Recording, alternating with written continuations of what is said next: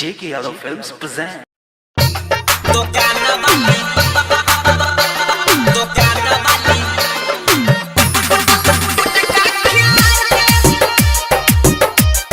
JK Yadav Films.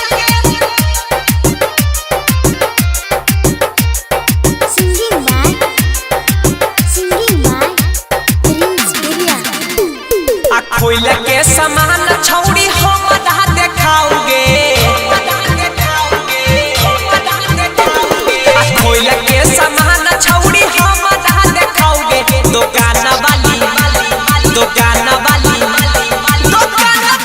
छौड़ी एको गुटका खिलाओगे दुकान वाली छौड़ी एको गुटका खिलाओगे राजनिवास चाहिए कोई भी मोला लाओगे आगे शर्मावे छिटिए गे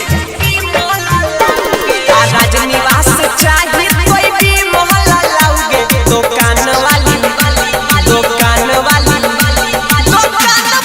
छौड़ी एको गुटका खिलाओगे दुकान वाली छौड़ी एको गुटका खिलाओगे DJ Vicar. JK Yadav Films. दुकान वाली मटियार कला सीतामढ़ी.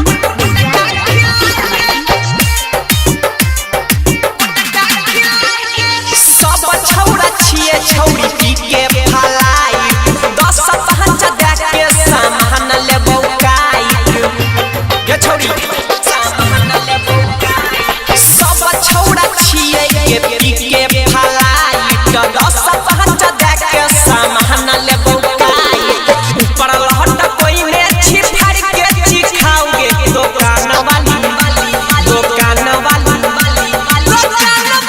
छौड़ी एको गुटका खिलाओगे दुकान वाली छौड़ी एको गुटका खिलाओगे दुकान वाली छौड़ी एको गुटका खिलाओगे DJ Vicar.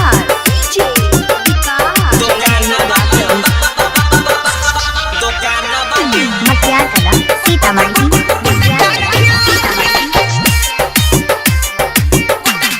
देख के बनावे पीर सदा के जतारा हमरा नहीं देवी तू देवी के जतारा ये छौ देख के बनावे पीर सदा के जतारा हमरा नहीं देवी तो देवी के जतारा राइट पप्पन के हाथ पर चिखाओगे दुकान वाली